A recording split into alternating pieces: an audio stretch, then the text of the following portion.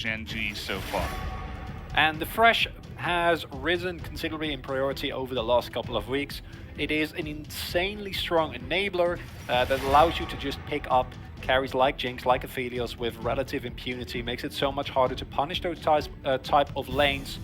And with the current jungle pool, like, I get that DRX bans it on blue side, because even if you do leave it open and you first pick Fresh, you run the risk of Gen.G picking up like a Hecarim and a Renekton, and like these type of situations that you want to avoid at all costs. Now the Renekton does get banned here, which makes a lot of sense considering how, even when Gen.G hasn't looked amazing, that Renekton Nidalee combo is still something that I think is a really big risk, specifically for DRX. However, with this Hecarim ban, I wouldn't be surprised to see a Lilia first pick here. Or an Udyr for Pioshik, right? I think he gets his pick of the litter. You know, you're mentioning specifically the Hecarim ban because Lilia feels great if Hecarim is not on the Rift, but we'll see what he decides to go with as he is hovering the Udyr here. He's currently 5-0 on this pick, and generally teams do not let him get this one. He's also, of course, known for being one of the first players to kind of pioneer that. And Tristana, also a pick that has been rising within popularity, originally came about as really just a counter to the Kai'Sa, but has kind of become just an all-around incredibly strong bot lane pick. Now, I do feel like the DRX are going to feel somewhat forced to ban away or pick away the Alistar here, rather, because the Alistar Tristana is such a deadly combination. The Olaf pickup here is not something that I'm a huge fan of. Seraphine is also banned away, so that's one of the big enablers for that pick kind of gone.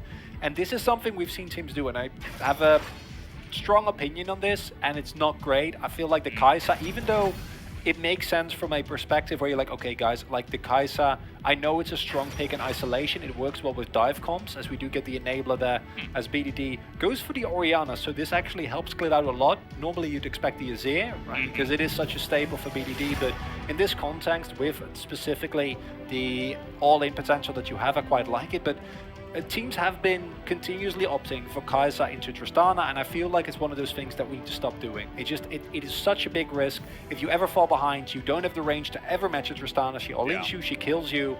And I like that Gen.G kind of called DRX above, like, pick something else. Good luck. They don't.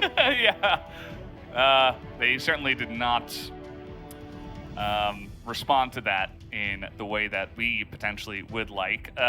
It is Bao's most played. He's played 18 games of Kai'Sa. His next most is Aphelios and Xayah, both at 6 games apiece. You know, it's kind of interesting because Xayah has also fallen off, and Aphelios without Thresh is, you know, it's kind of gone. But we are now into the second phase of bans here. We do have the Aatrox taken away, actually, by Gen.G. Might see an Alistar ban here. The Rel, of course, also really strong with the Olaf, with the Tristana, both in terms of 2v2 as well as in terms of general team fights.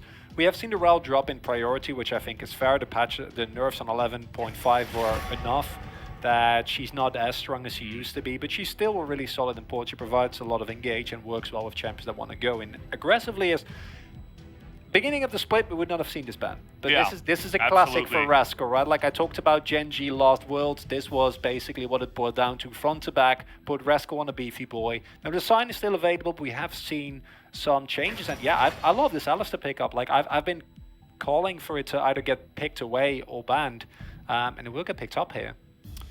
Yeah, I mean, especially after the Rel ban, you're taking a lot of these top tier supports away. The Alistar definitely up there. Yeah. As we're thinking about maybe Illusion into the mid lane here up against BDD's Orianna, but is not going to be the case.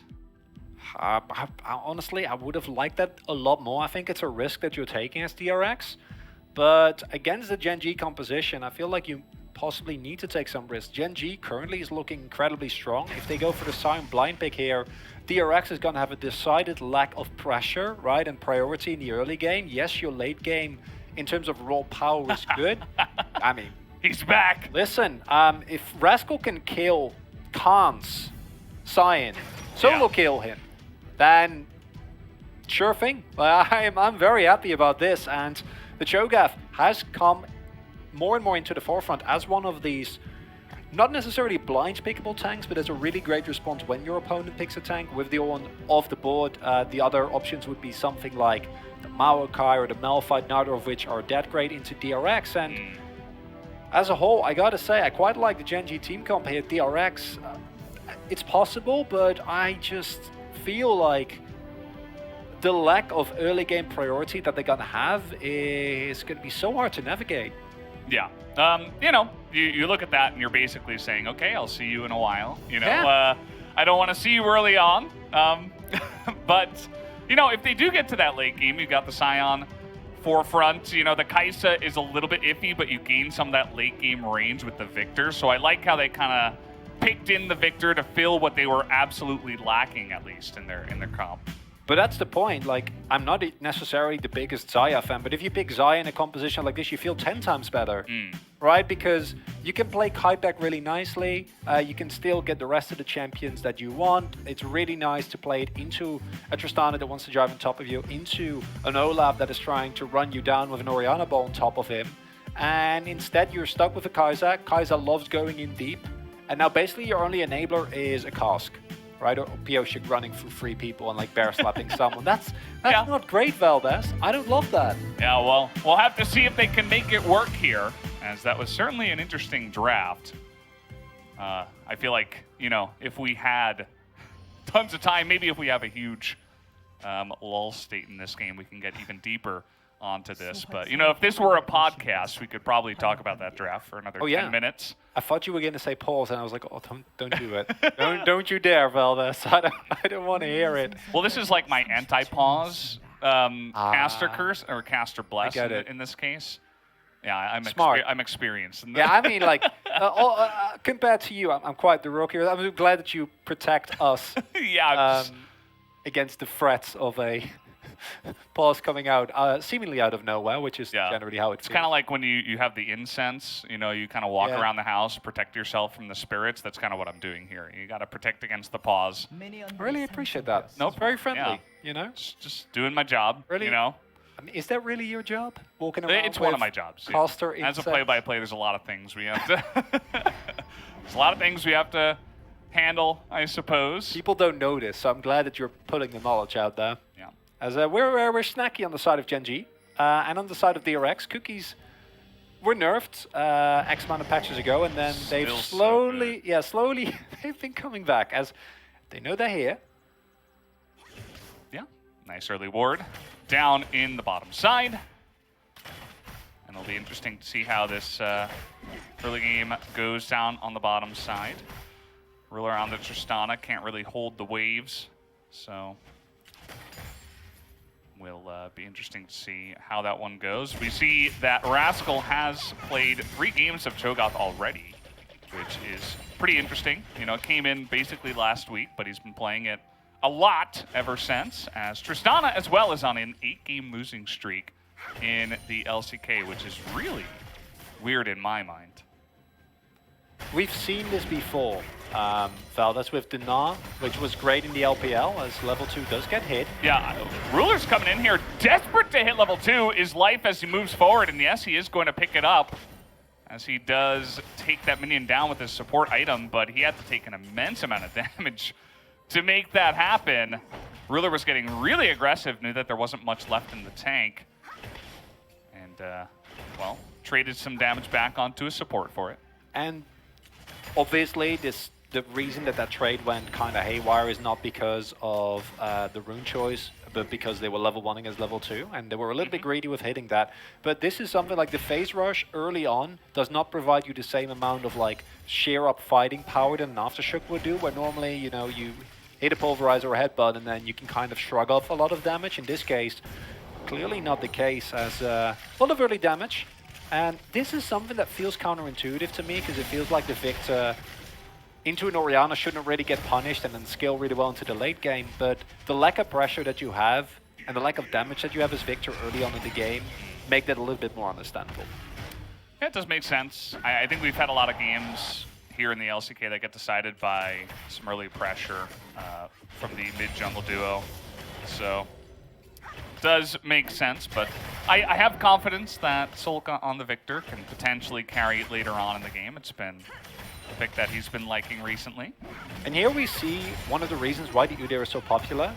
Pioshik is a good 20-25 seconds ahead of what Klit is doing, right? And Olaf traditionally is one of the reason why it was so good is a power clearer, like to an extreme extent. His early clear is one of the best in the game.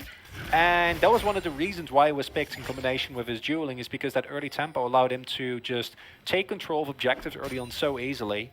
And now we can see why the Udyr is so insane and why it has been such a prio pick, is because consider how much faster Udyr does this than literally a jungler that was picked because he was such a fast killer, right? Like, it's pretty insane. There's a reason why Udyr also on 11.6 is in for another round of nerfs, because he's pretty crazy. He's insane. Yeah, yep. Exactly.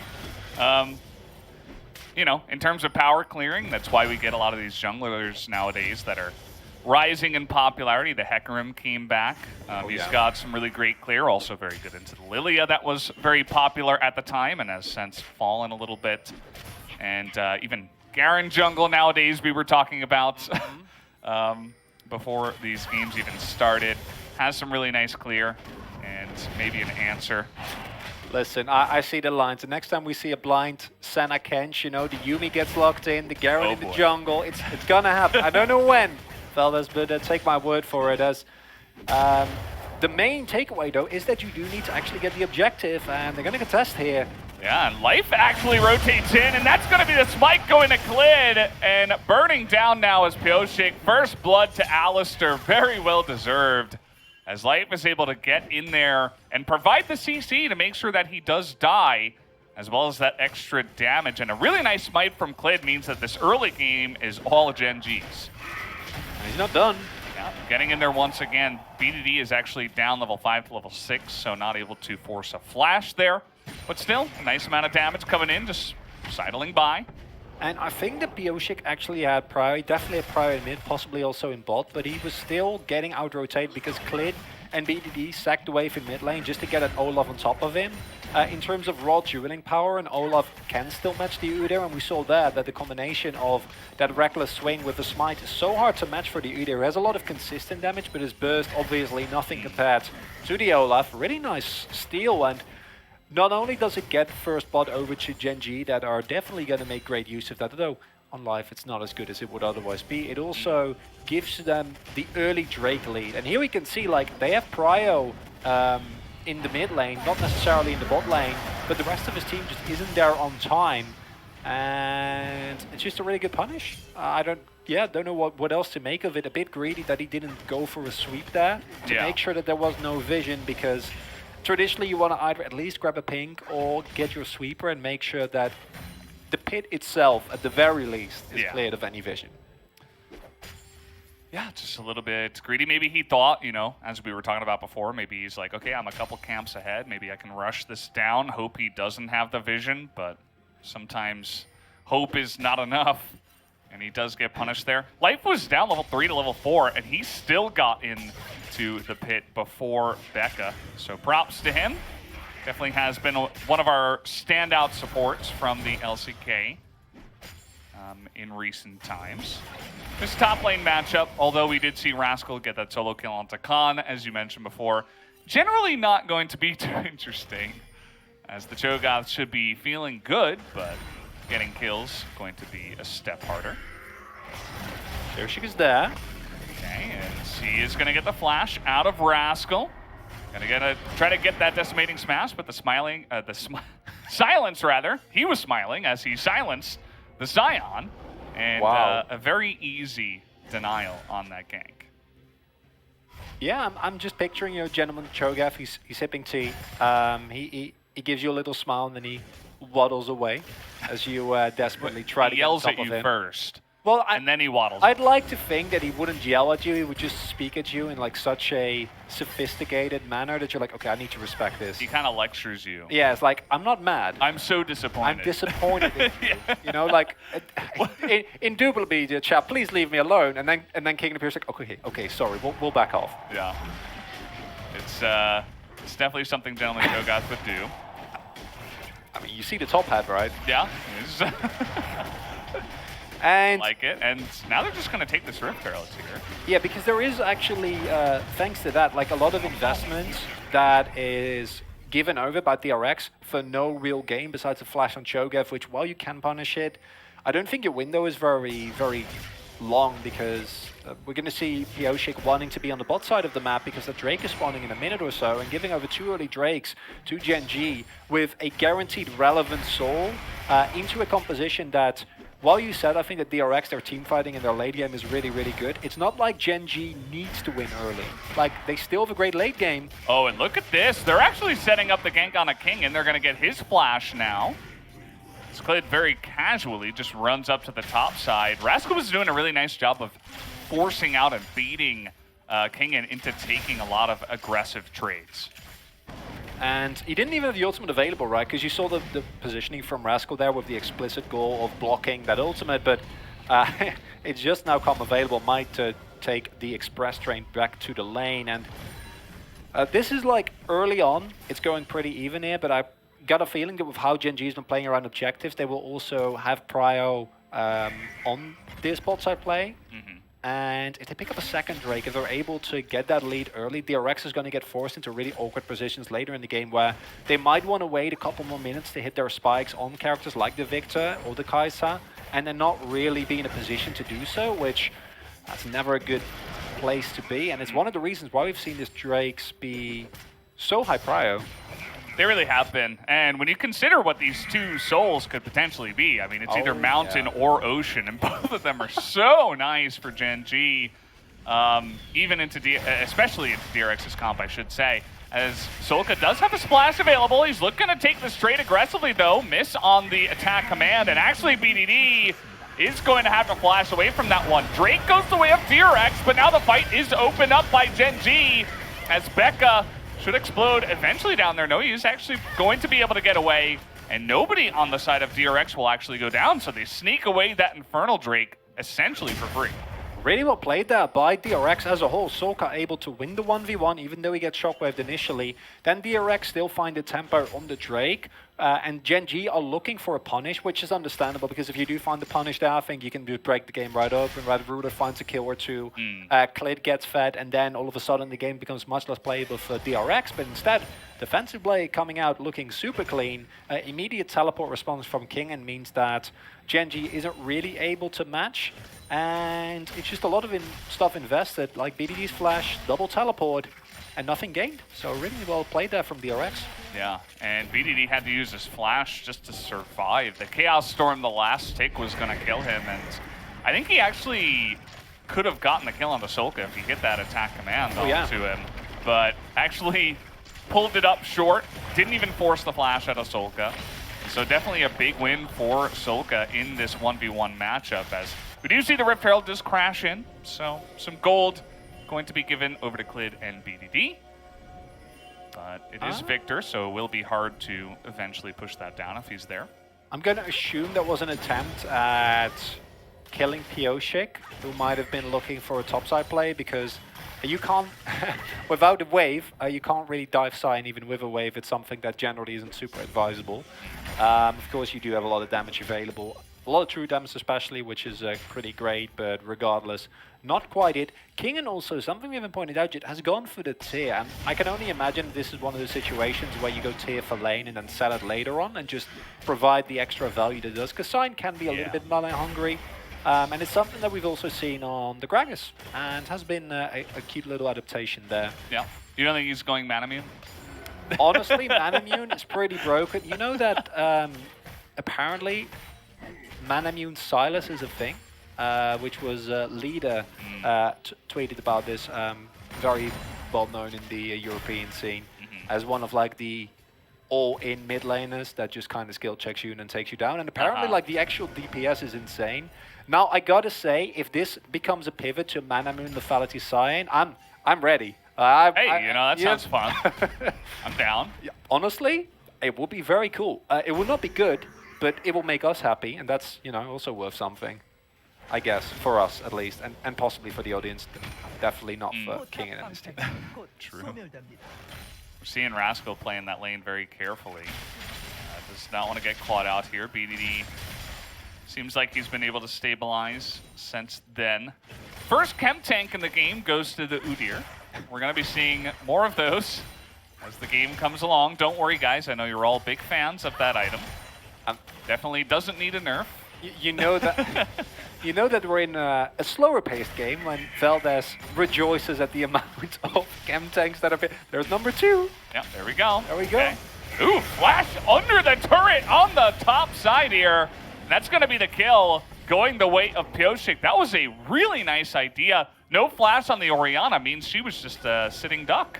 And really well played by DRX. The one downside of this, you do invest a lot there and you don't actually get anything out of it, right? Like, yes, you get a kill, and it goes to Pioshik on Udyr. And now Gen.G can take control of your jungle and then have a much easier... So actually, I don't like this. It looked really cool. A wave but the for more... Gen.G? Listen, no, but like, unironically, the more I look at it, there is a wave going into the turret, right? So BDD will be put further behind. Soulka is doing a really great job at solidifying the CS lead. But I think in terms of the Drake control, which will be a Mountain Drake, which is insane for both teams, honestly, with the amount of beefiness available on both sides, I could see this lead to Gen.G being able to just pick up this Drake for free, and then it's basically you give up BDD for a Drake. I'd say that's worth. This backstop is very important, though. Very awkward now for Gen.G. Yeah. Is he going to do it again? Presumably, yeah. I don't know if his cooldown is going to be up in time. No, the Alistair gets back, and now no flash on Pioshik. He's real fast, but the undertow is going to hit him, and one more reckless swing will get the job done. And, you know, the more I think about it, that dive underneath the mid turret, maybe not the best of things as they get the kill on the follow-up onto Pioshik. And I think that I like the idea. I think that punishing BDD for his flash being down like in a proactive manner like that is really good. But this ties into a problem that DRX has had throughout the second round, and that's that their macro seems to suffer a little bit. Because these plays are good, but you need to time them right. Like, just doing it isn't enough. You need to actually get anything out of it. If you get a lot of plates, if you get a Drake, if you get a Herald, or multiple things, then it's worth it. But instead we see Klid is actually able to punish. This Drake is definitely going to go over. I would not be surprised to also see the Rift Herald go over. And it's these type of things that I think DRX need to clean up as they go into playoffs, right? Because the idea behind the play I can agree with, but the timing, not quite it. Yeah. Does feel that way, as BDD even going to get on in there and steal some Raptors. Feels like Gen.G are just taking every little piece that they can at this point in time. Pioshik is struggling to even have a jungler, so much vision in there as well. As we're going to go back to this dive. It's pretty straightforward here. Listen, and this looks cool, but now we know this wasn't worth it, right? And maybe the problem was not even just the fact that he went for the flash there. Maybe it was that he went for the Herald here. And this is another time where Pioshik just walks without real vision into the objective. It was the Drake earlier, it's the Herald this time. And that kill really basically put the nails in the coffin for any chance that they might have to contest that Drake. Yeah. Absolutely. As we do see, there was one plate in the mid lane taken by DRX, but nobody was there to collect the gold. That's why it was written that way. We're seeing the gold difference. You know, it's not huge. Gen.G overall have about 1,000 gold. It's really the other stuff. Indeed. The Mountain Drake, right, especially. That is going to be really nice for Gen.G at this point in time. But we'll see. I mean, as the scaling comes in, if maybe DRX can take some of the later Mountain Drakes, they do have some really nice scaling in their composition, and those late game fights are going to be really interesting to watch, as that was just Ruler laughing at Becca. Yeah, that feels very bad. Oh, Pioshik, haven't we learned? We have learned, okay. Yeah, as another feast onto 2 Rift Heralds, so 7 stackies. Yeah. He's getting big. He's got another stack that he can get from minions based off of this, right? Because he's already got the 2 from the objectives. So he's going to have 8 stacks already when the mid-game fights even begin. And that's going to feel real nice if you are the Cho'Gath in this game. I mean, Kingen also has 800 free health. So both of these tanks are like, yeah, we're ready. We're beefy, you know, we're ready to fight. But then when you look at the rest of the game, I feel like the composition from Gen.G has a very clear-cut wombo combo, right? Like, it's super straightforward. Either hit a knock-up or a shockwave or an Alistair pulverize, and then the rest of the team just dives on top of that, layers their ultimates, layers their CC, you just blow up a couple of people, and then you're good. And you can also do other things. You can just play the slower front to back. Once the range of the Tristana already kicks in with the passive, once Orianna gets a couple more items and the poke from her will be enough, you have a little bit of beefy upness for Clit. That's not a word, but we're going to just go with it. With the Orianna there. And then on the other side of DRX, yes, I think in a vacuum, the scaling is really, really good. Victor, Cyan, and Kai'Sa, it's self-explanatory how powerful they will be. But considering the form of Gen.G, I'm not super confident that DRX will actually be able to find the fights that they're looking for. And I still think that comp is a little bit all over the place, where Victor just wants to kite back, have people engage onto him, and then Kai'Sa wants to go in aggressively. And those two need to harmonize, right? Because those are your damage sources here. Yeah, ideally, and we'll see how these fights do eventually break out. As he's still running rampant, still getting very aggressive into maybe places that he shouldn't be, but spots Clid and does get very respectful after that. These two guys are having a lot of fun. The most fun they're having is throwing emotes at each other, it seems, up in that top side. And we're basically just waiting for this next Mountain Drake. Clid, you can see that the timer on the Rift Herald, he's still got about half of it left, and I think he should just wait until this Mountain Drake spawns so that you can have that pressure in the lane so that you can potentially pick up that extra objective at the Mountain Drake. I think that's really good. I wouldn't have hated it if he threw it down here, because I think that would lead to you getting first turret blood, but you're going to get it now in the mid lane, so you get 2 turrets. And if you throw it down immediately, you can get first turret blood for your team back, use the available gold, and then go in a little bit more aggressively. Instead, though, you still have teleport and Rascal.